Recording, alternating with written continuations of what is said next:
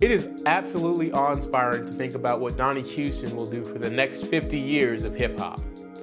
This is Bradley Clark, TSU multimedia journalist partnering with KPRC2 News. The Monterey Jazz Festival came down to Texas Southern University with a very special guest. Ray Gnarls is a veteran who came to TSU to inspire others. Dr. Kali Assad Amen, Executive Director over the Center for Journalism and Democracy at Howard University, came down to TSU with a message about the power of democracy.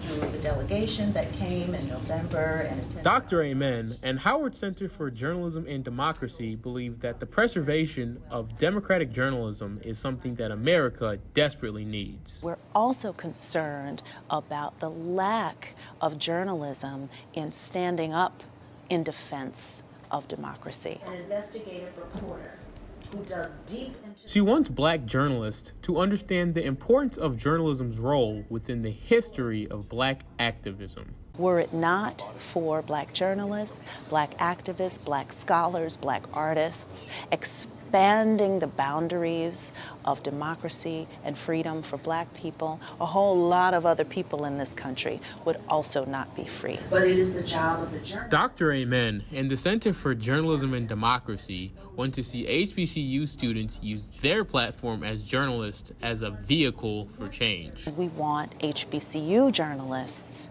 to lead the pack, because the traditions of the black press have always moved the bar.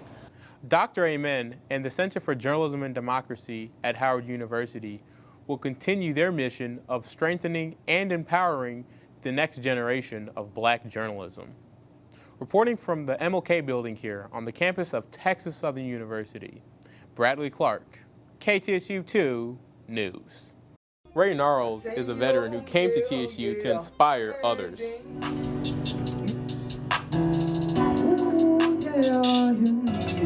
During his time in the military, Ray Gnarls felt like he couldn't fully explore and express himself.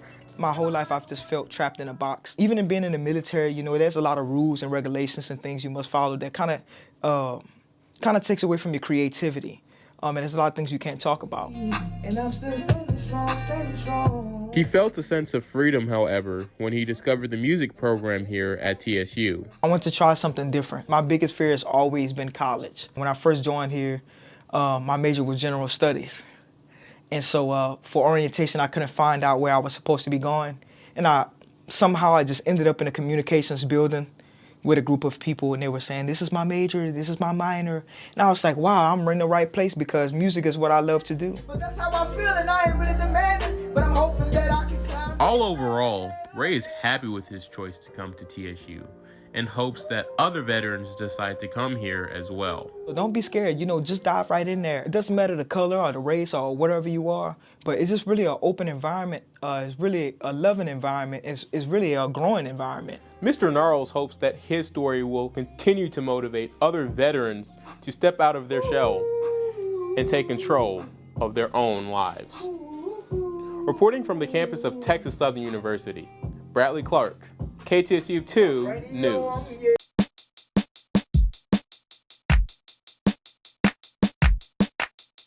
Hip-hop turns 50 years old this year, and no one represents the genre like Donnie Houston. Man, hip-hop is the pulse for at this point, everything, you know? Used to just kind of be started out as just like in like neighborhoods and urban cultures and urban communities and things like that. And now you look at it and it's the driving force behind just about everything going on. There's a void to be filled in Houston. We have all this amazing history, and for whatever reason, you know, our culture's been around. You know, you would say Rap Loud Records started in 1986. First Houston rap song is, you know, like 83, 84. So we've been around for a while, and within this almost 40 years, not very much has been documented. The ones that are still here, they tell me all the time, like, you know, you're doing a great job, and like I always tell them, if nothing, like that's the only thing that matters to me. For me, my main goal is to make sure that I'm allowing this story to be told properly, and so far so good. It is absolutely awe-inspiring to think about what Donnie Houston will do for the next 50 years of hip-hop. This is Bradley Clark, TSU multimedia journalist partnering with KPRC2 News.